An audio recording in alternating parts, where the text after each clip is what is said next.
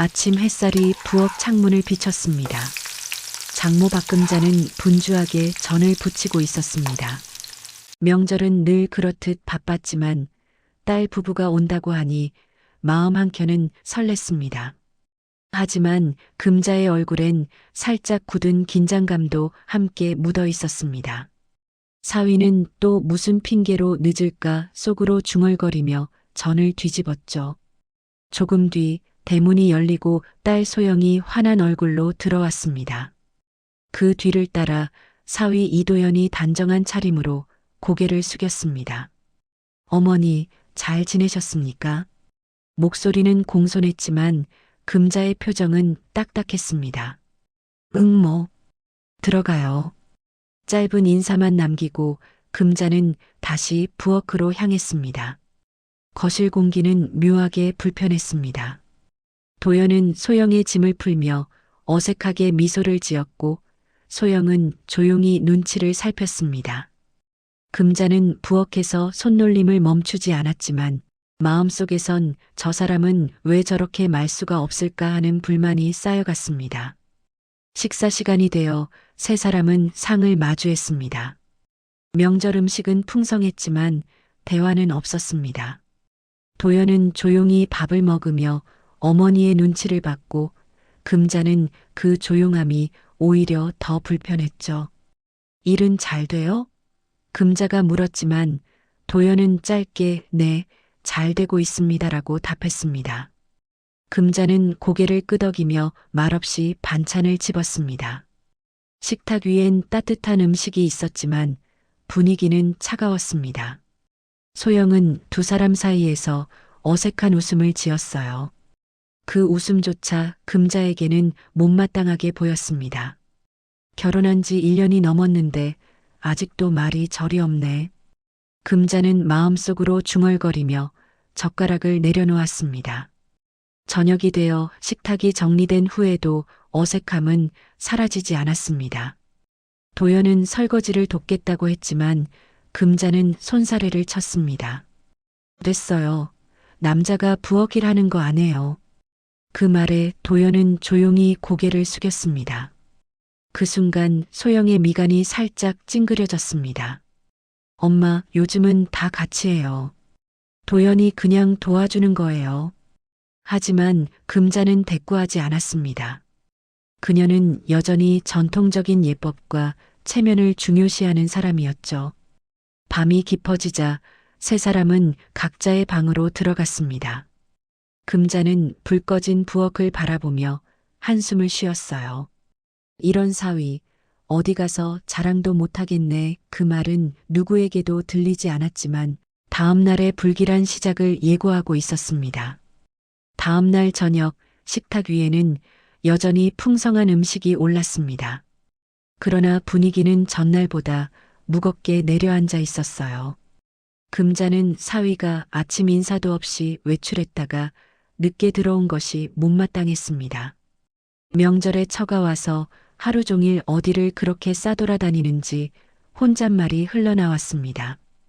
도연은 조심스럽게 자리로 다가와 죄송합니다. 회사에 급한 연락이 와서 잠깐 다녀왔습니다라고 설명했어요. 하지만 금자는 그 말이 변명처럼 들렸습니다. 회사가 그렇게 바빠요? 가족보다 일이 먼저예요? 금자의 목소리가 점점 높아졌습니다. 소영이 다급히 중재했지만 이미 감정의 불씨는 타오르고 있었습니다. 부엌에서는 냄비가 끓는 소리가 났고 그 위로 금자의 분노가 폭발했습니다. 내 딸 데리고 살면서 예의도 모르고 인사성도 없고 부모가 그렇게 가르쳤어요? 순간 도연은 아무 말도 하지 못한 채 고개를 숙였습니다. 금자의 말은 점점 날이 서갔습니다. 소영은 울먹이며 엄마 제발 그만해라고 말했지만 금자는 들리지 않았습니다. 분노에 휩싸인 손이 무의식적으로 도연의 머리카락을 움켜쥐었습니다. 도연은 놀라서 몸을 뒤로 뺐지만 이미 머리채는 금자의 손아귀에 잡혀 있었어요. 짧은 비명과 함께 식탁 위에 반찬들이 쏟아졌습니다. 그 광경을 본 소영은 눈을 크게 뜨고 울음을 터뜨렸습니다. 도연은 몸을 일으켜 금자의 손을 조심스레 떼어냈습니다. 얼굴엔 분노가 아닌 슬픔이 묻어 있었어요. 그는 한마디 말도 없이 신발을 신었습니다. 금자는 여전히 숨을 헐떡이며 가버려요. 이런 버릇없는 사위 처음 봤어요. 라고 외쳤습니다. 문이 쾅 닫히는 소리가 집안을 울렸습니다. 그 소리는 분노의 잔향처럼 오랫동안 사라지지 않았습니다. 정적이 찾아왔습니다. 금자는 손에 남은 머리카락을 내려다보다가 천천히 손을 떼었습니다. 손끝이 떨렸지만 자존심이 분노를 덮었습니다. 저런 사람하고 내 딸이 산다니 혼잣말이 한숨과 함께 흩어졌습니다. 한편 소영은 방문을 닫고 흐느꼈습니다. 그녀의 마음은 두 조각이 난 듯 아팠어요. 사랑하는 남편과 어머니 사이 누구의 편도 될 수 없다는 무력함이 가슴을 짓눌렀습니다. 그날 밤 금자는 잠을 이루지 못했습니다. 시계 초침 소리가 유난히 크게 들렸고 바람이 창문을 흔들었습니다. 그 바람 속에서 어쩐지 불길한 예감이 스며들고 있었어요. 밤새 뒤척이던 금자는 다음날 새벽에야 잠시 눈을 붙였습니다. 눈을 뜨자마자 머릿속엔 어제의 장면이 다시 떠올랐어요. 내가 뭘 잘못했단 말이야. 버릇없는 놈 하나 혼낸 게 죄야. 스스로를 합리화하려 애썼지만 손끝에 남은 머리카락의 감촉이 계속 마음을 괴롭혔습니다. 거실로 나가니 소영은 식탁에 앉아 멍하니 창밖을 보고 있었습니다. 그 얼굴은 창백했고 눈은 밤새 울었던 듯 부어 있었습니다. 금자는 무심한 척 물 한 잔을 따르며 아직도 울고 있니? 라고 말했어요. 소영은 대답하지 않았습니다. 대신 휴대폰을 꼭 쥐고 있었습니다. 그때 진동이 울렸습니다. 소영은 놀라며 화면을 확인했고 곧 표정이 굳어졌습니다. 수화기를 들자마자 공기가 변했습니다. 네, 이소영입니다. 짧은 침묵 후 들려오는 남성의 낮고 차분한 목소리. 이도연 부장의 가족이시죠? 오늘 오후에 잠시 뵙고 싶습니다. 소영의 손이 미세하게 떨렸습니다. 부부장이요? 그녀는 한동안 말을 잇지 못했습니다. 수화기 너머의 사람은 제2그룹 인사팀입니다. 개인적인 일이라 자세한 말씀은 직접 드리겠습니다. 라고 덧붙였죠. 통화가 끝나자마자 소영의 얼굴이 하얗게 질렸습니다. 금자는 눈살을 찌푸렸습니다. 무슨 전화길래 그렇게 얼굴이 새파래져? 소영은 한참을 머뭇거리다 입을 열었습니다. 엄마 도연이가 제2그룹 부장이래요. 그 말에 금자는 잠시 멈췄습니다. 뭐라고? 그게 무슨 소리야? 그냥 회사원이라 했잖아. 엄마, 제2그룹이 어떤 회사인지 알잖아. 우리나라 재계 3위야. 순간 금자의 손에서 물컵이 떨어졌습니다. 쨍그랑. 깨진 유리 조각이 바닥을 흩어졌고 물이 금자의 발끝을 적셨습니다. 그러나 금자는 그 사실조차 느끼지 못했습니다. 그럼 내가 어제 머리채 잡은 사람이. 그녀의 목소리는 점점 작아졌고 얼굴은 창백하게 질렸습니다. 소영은 고개를 숙인 채 말없이 손을 모았습니다. 그때 대문 밖에서 엔진 소리가 들렸습니다. 멀리서 검은 세단 여러 대가 줄지어 들어오고 있었습니다. 창문 너머로 보이는 차량 행렬에 금자는 심장이 철렁 내려앉았어요. 무겁고 낮은 공기의 진동 속에서 그녀는 다가오는 운명을 예감했습니다. 오후 햇살이 기울 무렵 조용했던 골목이 이상하게 술렁이기 시작했습니다. 멀리서 엔진 소리가 낮게 울렸고 이웃들이 창가로 고개를 내밀었습니다. 소영은 커튼을 살짝 젖히며 바깥을 바라봤어요. 검은 세단 여러 대가 줄지어 골목 끝에서 천천히 올라오고 있었습니다. 그 차들에는 뚜렷한 번호판과 반짝이는 엠블럼이 붙어 있었죠. 엄마, 누가 오는 것 같아요. 소영의 목소리는 떨렸습니다. 금자는 잠시 말을 잃고 현관 쪽으로 시선을 돌렸어요. 설마 그쪽에서? 말끝이 흐려졌습니다. 심장이 빠르게 뛰기 시작했어요. 차량들이 차례로 멈춰섰습니다.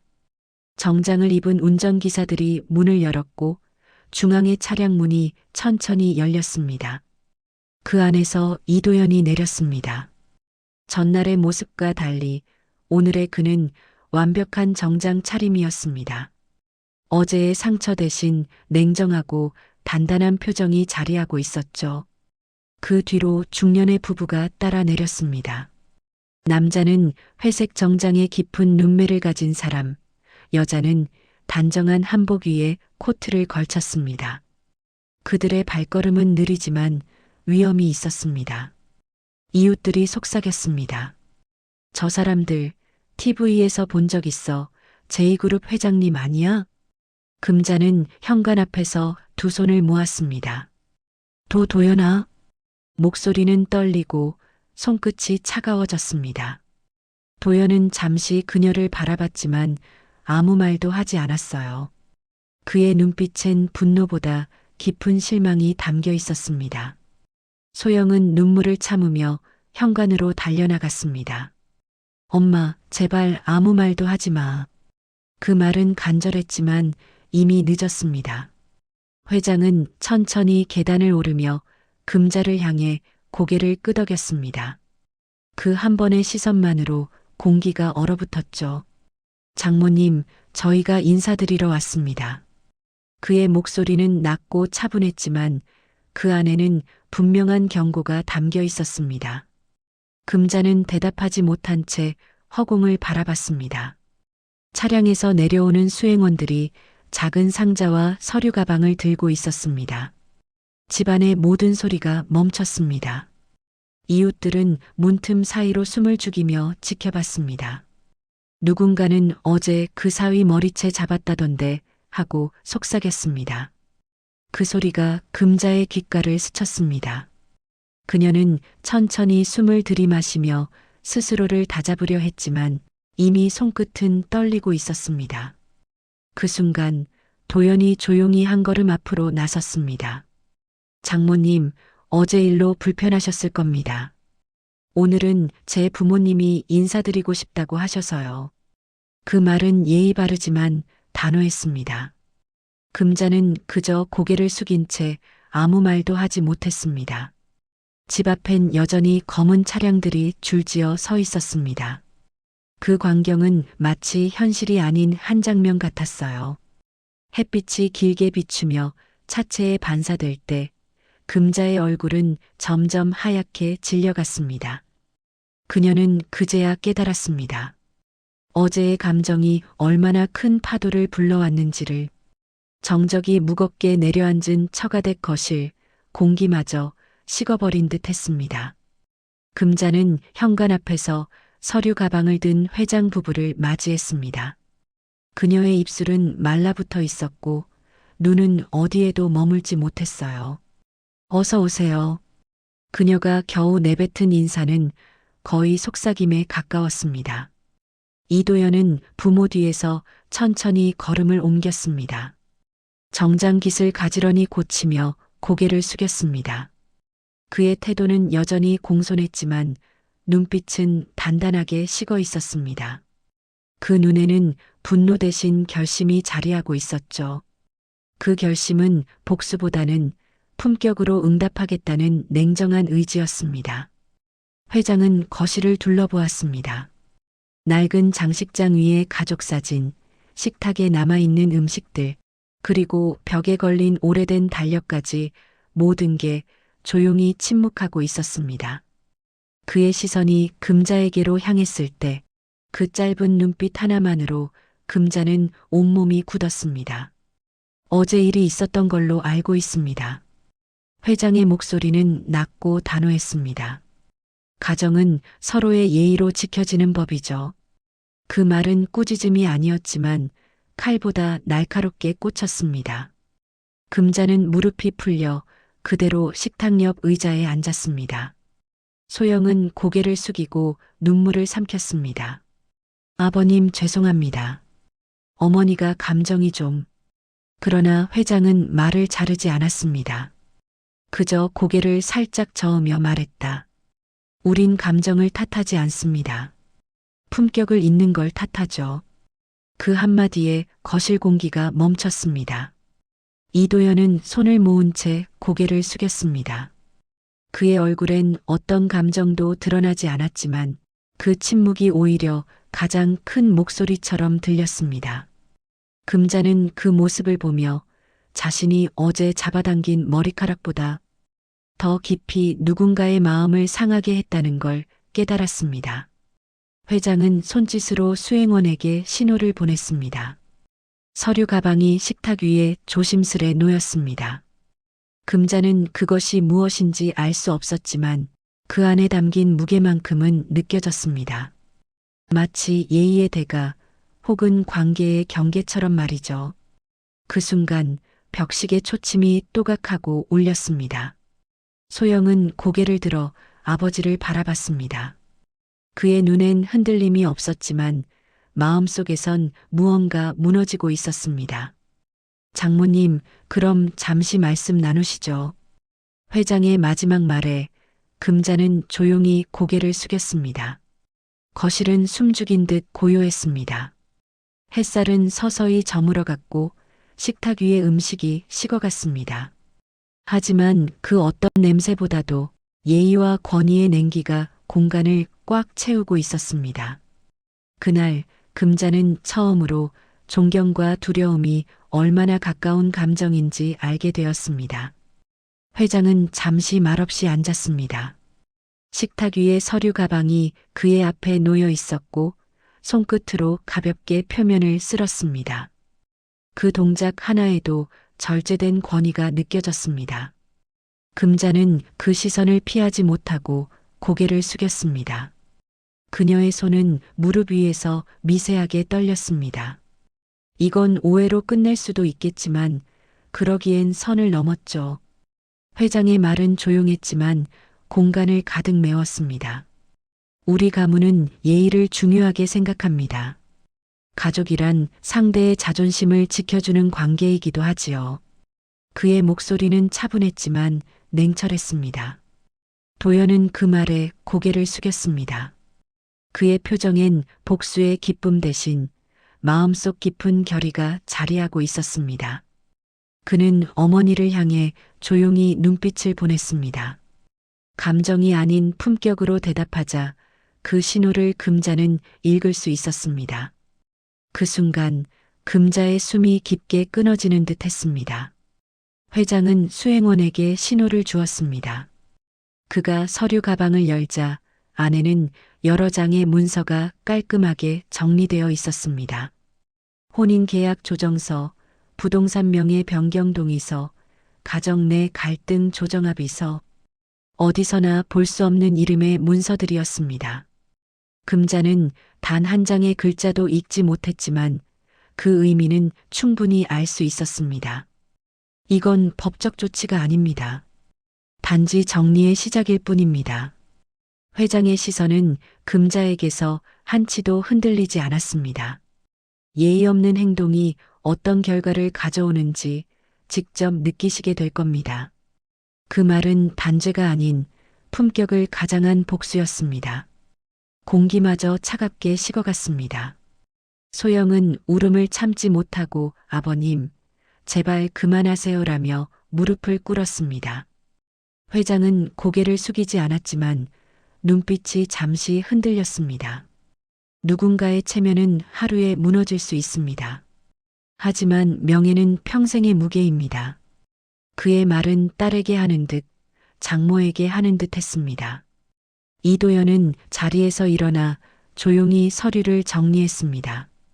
그의 표정엔 어떠한 승리감도 없었습니다. 그저 깊은 체념과 슬픔이 어깨 위에 앉아 있었습니다. 그는 장모를 향해 고개를 숙였습니다.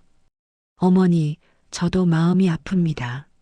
하지만 이번 일은 이대로 두지 않겠습니다. 금자는 입술을 깨물며 눈을 감았습니다. 손끝이 떨리고 가슴속에서는 오래된 자존심이 서서히 무너져 내렸습니다.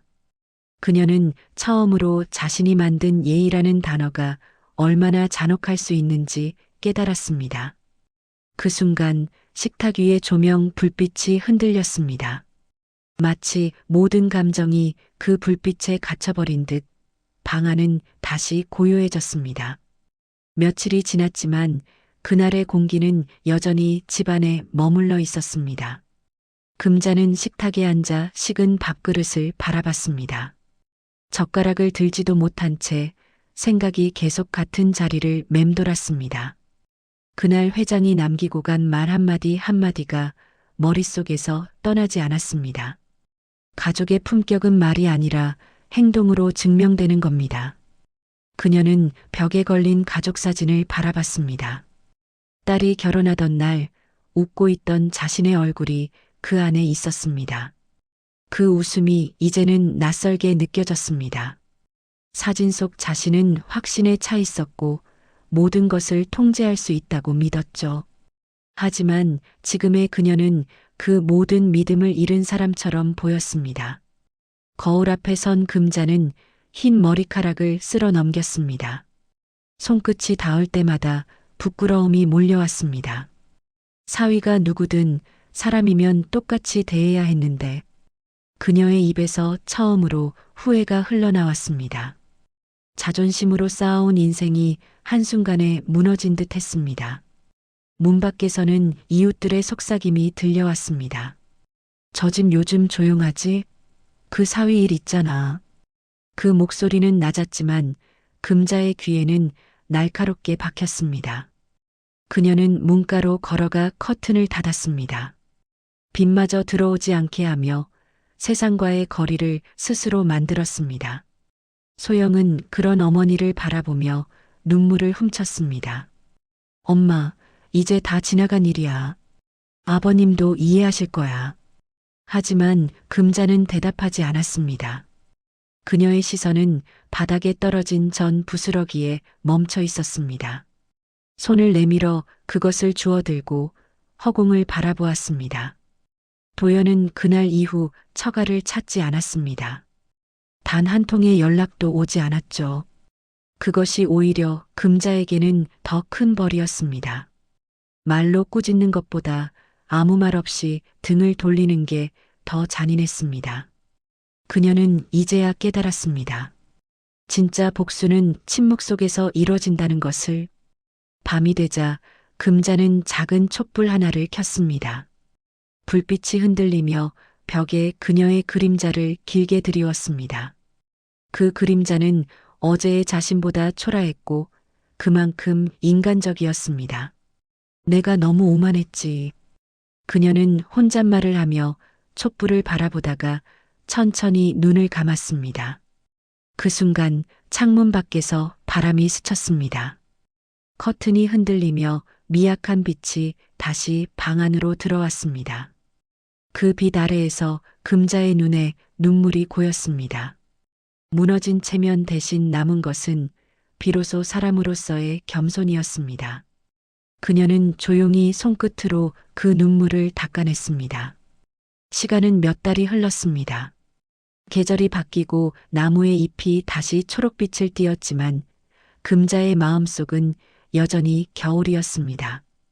그녀는 시장에 다녀오는 길마다 사위의 얼굴이 떠올랐습니다. 거리에서 보이는 정장 차림의 젊은 남자들이 전부 도연처럼 보였죠. 그러다 어느 날 딸 소영이 봉투 하나를 건넸습니다. 엄마, 이거 도연이가 보냈어. 금자는 천천히 봉투를 열었습니다. 그 안에는 편지 한 장과 작은 사진이 들어 있었습니다. 사진 속에는 도연과 소영, 그리고 회장 부부가 함께 미소 짓고 있었습니다.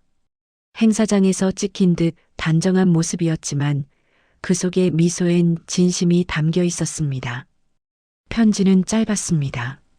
장모님, 시간이 조금 더 필요했습니다. 가족은 상처를 통해 배우는 존재라 생각합니다. 이제 저도 그리고 우리 모두도 그 의미를 알게 되었을 것 같습니다. 언젠가 다시 웃으며 인사드릴 날이 오길 바랍니다. 그 문장을 읽는 동안 금자의 손끝이 떨렸습니다. 눈가에 맺힌 눈물이 종이 위로 떨어졌습니다.